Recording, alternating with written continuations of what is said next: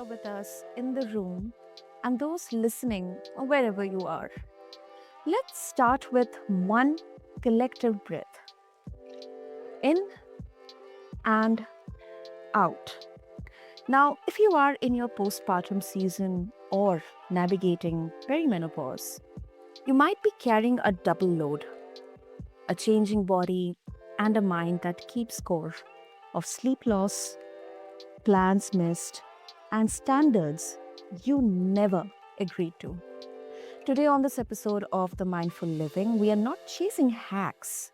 We are noticing patterns, perfectionism, catastrophizing, and comparison, all or nothing thinking. The quiet loops that drain energy, mood, and momentum. And listeners, with us is Dr. Amy Loden Tiffany, physician entrepreneur, TEDx speaker, author, and mom, who brings the rare perspective of clinician and patient. She helps ambitious women reclaim health, energy, and confidence amid real life. So, with that, Dr. Amy, welcome to the show and thank you so much for bringing both science and humanity to this conversation. I'm really looking forward. Oh, it's my pleasure to be here. Thank you for inviting me. Ah, superb, superb. So, Dr. Amy, to begin with, let's try to understand the perfection guilt loop in here. So now, when it comes to postpartum and perimenopause, like many women, they describe doing everything right, and they still have that um sinking feeling that of like they are behind. So, from your vantage point as a physician and a mother, how does the perfection guilt loop show up in the body? Like in terms of symptoms or whispers, cravings, inflammation, sleep, and daily choices also. Yes, all of those things you mentioned. And Okay. sometimes it's obvious. Someone will say, hey, I've gained 10 or 15 pounds and I have no reason why because I'm doing all the same things. Other times it's more subtle and I'm back at work. I've got a 6-month-old baby. I just don't have time for myself and I'm doing the best I can, but Mm. not necessarily anything that's obvious. Sometimes it's the woman who's dealt with it all and she's in her 40s and she's fed up and she's just like, I'm done. And I have had to work with people in all of those situations. And I think the really unique lens here is that I get to help them see that their thoughts are helping to drive their outcomes. And Mm. once you understand that your thoughts create your actions and your actions create your behaviors, your habits, all of that creates your outcomes, you realize there's a lot more that you control than you don't. And so Mm. both postpartum and perimenopausal women face the same challenge in that their body is not acting how they would consider it to be normal, right? You've had a baby, your body's gone through this amazing change, you've produced another human being. And yet, after pregnancy, it's not the same necessarily as before. In the perimenopause transition, which is about 10 to 15 years before menopause occurs, menopause simply being the cessation of periods, menstrual cycles, or your ovaries failing. And they will often have a similar experience of, I've done this habit my whole life, I've been fine, and now I'm not. And I'll give you an example. I have regularly in my office women in their 40s who come in and they have acne on their face or on their back or on their chest. And like, I haven't had acne since since I'm a child or really a teenager. Mm. And that's because this perimenopausal process is like a reverse adolescence. And so once women start to see that what's happening to them is normal and that nothing's actually gone wrong per se in their body, then they can start to have the freedom to change their thoughts. Now, to be clear, there are times when something has gone wrong in the body. And so you definitely check things out. But once we assure ourselves that there is nothing abnormal biologically, the next step is not to minimize or negate or even neutralize what's going on Mm. because those are real things that are causing real experiences for real people, right? Yeah. And so, what in our clinic, what we try to do is just take a very high level picture and step back and say, all right, let's view this woman as in totality as a holistic, eternal being who has Mm. physical manifestations, which may or may not be coming from her body. But she also has a unique mind, emotions, spirit, and all of that together encompasses who she is. And that holistic approach and really looking at this more strategically, I think, is needed in medicine because currently, what happens if this woman walks into the average clinic, she's Mhm. given an antidepressant. She's told that it's all in her head and that Exactly. there's nothing wrong with her. Yeah. And the truth is, most reasonable humans don't come to their doctor's office because they haven't tried something first. Yeah. Most people have tried something. And so taking the time and giving them the space to say, tell me what's going on. And let's not just take your symptoms, but let's dig deeper. Let's ask why. Let's go further and really understand what you're dealing with. It makes a world of difference. And it doesn't negate anyone's feelings or their real diseases when we take this approach. And that's where I struggle in the profession of medicine is how do we humanize this experience in 15-minute visits? I don't think you can. You can't get to someone's deepest confidence and those vulnerable spaces. And so that's why in our clinic, we actually pulled away from the insurance model and do things differently to give women that space. And I regularly see women in their 30s, 40s, and 50s who Mhm. tell me this is the first time they feel like they've been listened to. And that's a really sad reflection on our culture Mhm. that we're so fast, Yeah. we're not stopping to listen to each other. But it's also a beautiful opportunity to say, let's change the system. Let's do things differently. Exactly. I think um you really are at least making us realize to explore the both sides of the coin here.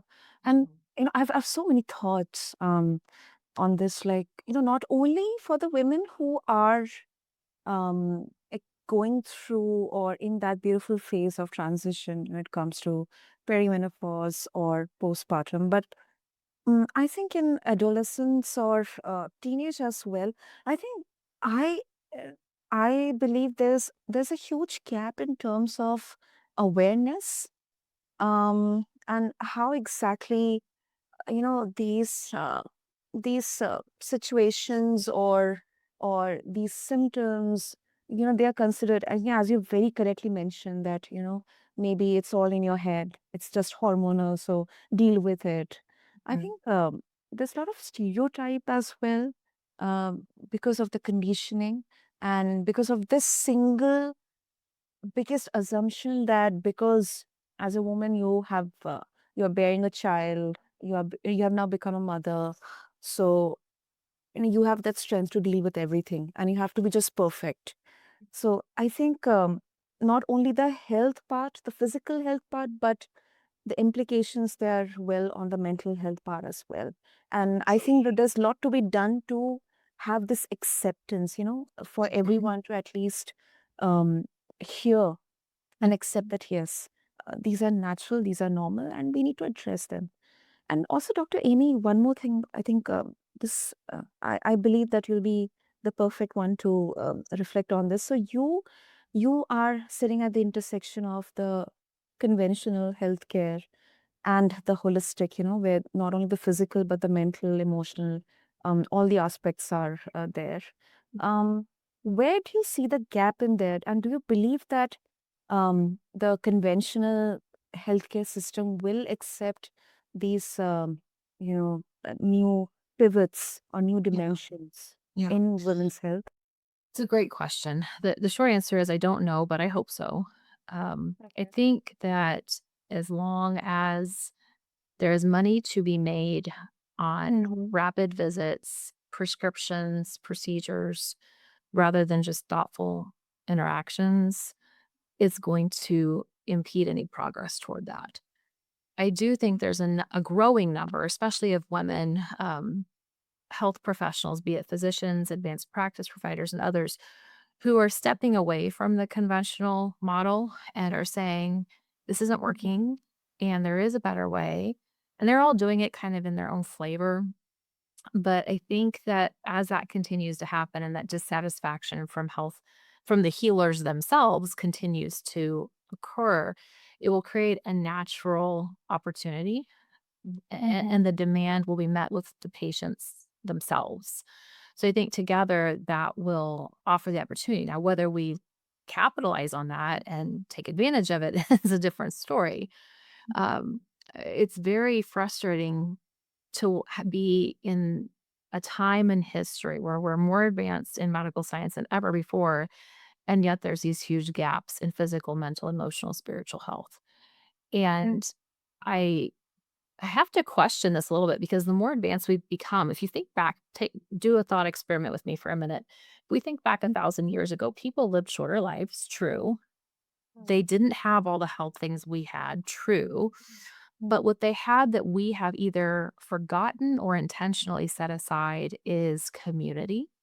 And, a mom that had a baby, her sisters, her mother, her aunt, the other women in the family, grandmothers, right? They would have gathered around her and helped her.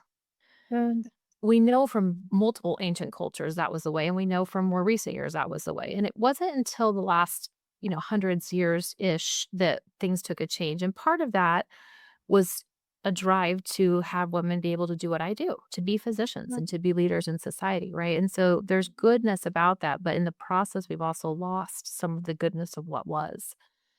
And I would hope that there could be a way that we can reconcile those while still upholding women. I have a daughter. I want her to be able to go further than I have, right? But I don't want her to do it at the expense of her mental, physical, spiritual, emotional health. That's not worth it. And I don't want her to have to sacrifice. If she wants to be a full-time mother, I'm making this up. I don't know that she wants to do that. But if she did, I want her to live in a society that thinks that's okay too. And right now, full-time moms are not considered as valuable humans in terms of productivity as working moms are. And that's wrong. That's wrong. Yes, that's wrong.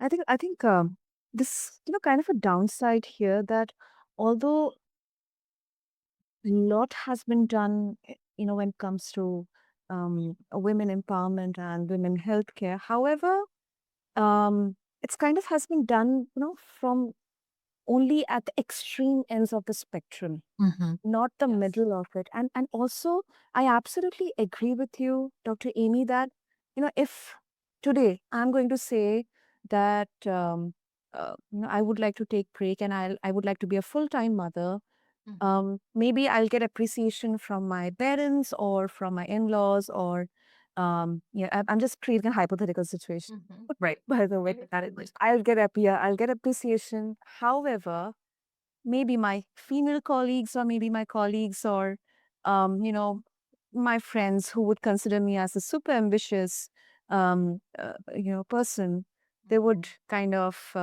judge me Mhm. that you are sacrificing your career for this work which is nobody, I mean, it's thankless. I mean, nobody Mhm. even consider this as a role. It's Mhm. just kind of comes naturally. Every woman has to be a mother. So I think there's a lot of nuances here. Mhm. um so but I absolutely agree with you. Yeah, you make a good point, and I don't want to exclude the exceptions because rules exist, right? And patterns exist, but there's always exceptions and outliers. And so in our practice, one of the things that we try to do when we're working with women is to say, in general, this is what we expect to see. How does that fit with you? How do you think that resonates? And right, and get their opinion because I believe that every person really is the expert in their own experiences, right? And so if that's true, then why not partner with them and say, okay, where do you want to be that you're not at right now? Where's the gap? What's the delta we need to fix for you? Understanding that there's huge systemic issues and historical and cultural things at play that will continue to evolve and be addressed. But in this moment, with this person in front of me, how can we serve them in a way that's practical and also helps raise them to their full potential? And Mhm. sometimes that means saying, I'll give myself an as example. I've struggled a lot with the idea of what does it mean to be a good mom and a good doctor? Mm. Are they mutually exclusive? And our society would say, well, you certainly can't be a full-time mom and a full-time doctor. And mathematically, that's true.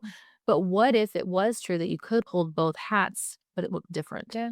And I think giving ambitious women the opportunity to say, can this look different?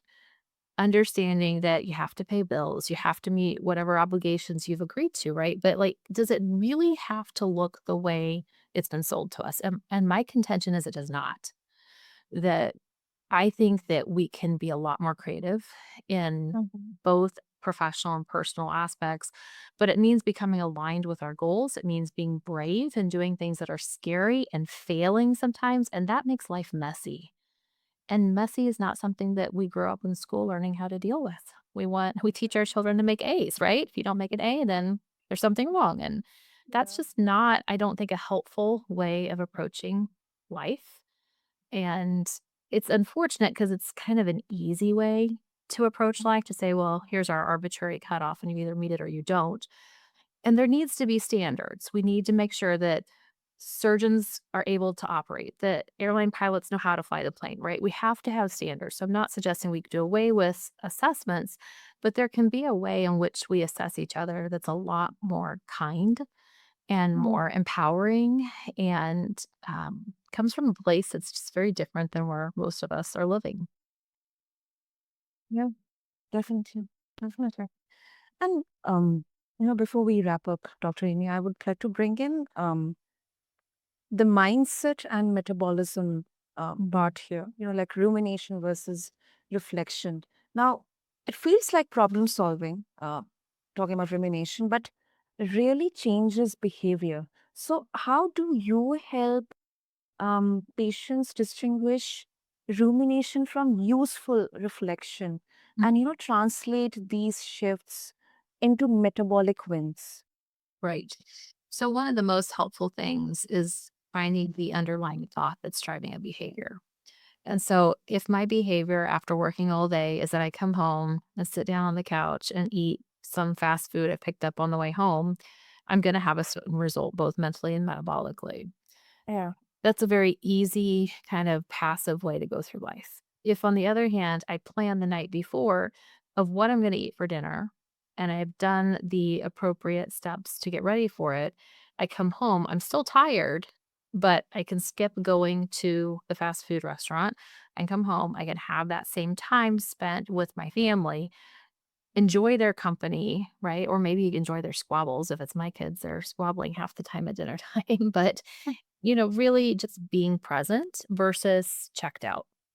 And that makes a big difference when it comes to metabolic health as well as mental health. And so I encourage people to figure out what that thought is. And so maybe the thought is, I'm too tired to cook dinner. Okay. If you're too tired to cook dinner, how do we work around that so the dinner looks the way you want it to be? And we start really challenging the thoughts, and they often come out even sounding as good things. You'll hear people say, just be present in the moment. And that's true in a sense. But if you're only present only in the moment ever, you never plan intentionally for the future. So you never create a better future for yourself. And you get stuck in a trap of only being present and reactive versus intentional and proactive. Mm, Does that make sense? it does. It does. And I would like to bring in like my thoughts here. So number Please. one, Dr. Amy, initially I used to think, so my parents have this habit of, especially my mother, she plans for her all the three-course meals like a day before. And initially, like, a few years back, I used to like, scoff at her. Why do you plan everything? And, I mean, how do I know what I'm going to eat tomorrow? Mhm. Let me do that on the spot. But then the years passing by, when I got to experience, the importance, the goodness, the warmth of having that, uh, I should say, privilege of eating homemade, home cooked meals, Mhm. and also uh, coupling it with the stress, the tight schedule of work. I think I was at a very wrong place that time. And I shared that with my mother, and I really understood the importance of that. And I think that's exactly, as you said, somewhere down the line we have actually kind of ignored or forgotten the the ancient ways of living. Mhm. Um, so that I think that kind of thought kind of it came into my mind. I thought, let me share that. Yeah. 'Cause, Well, there's wisdom in it, right? It didn't happen for hundreds or thousands of years because it didn't work, right? There was a reason they did that. And it honestly, it's foolish of us not to at least consider what's already been learned by those who've gone before us. We may not do what they did, but we should at least consider it because it came from a place of learning and wisdom that we can share. Oh, wow. So, Dr. Amy, before we wrap up, if our listeners they would they would like to connect with you, what would be the easiest? I recommend following us on social at Dr. Amy Tiffany. And certainly you can go to our website and find more information there as well, vitalitymwc.org. But just connecting socially and following the conversation, we give lots of value. And I wrote a book called The Postpartum Pivot that's on Amazon, so they can download that on Kindle for free and really connect with where they want to heal in their story and be in a better place both as mothers and as women in society. Definitely, definitely. And as we close this loop together, listeners, if something stirred for you today, let it become one compassionate choice, one breath cue, one 5-minute walk in the nature, maybe one feed audit, not 10 new rules or some kind of checklist in there, which may look overwhelming to you to begin with. Your nervous system learns safety from small, repeatable, achievable wins. So, Dr. Amy, thank you so much for beautifully blending science with lived experience and reminding all of us that health is a relationship, not a report card Thank you for or having a last report.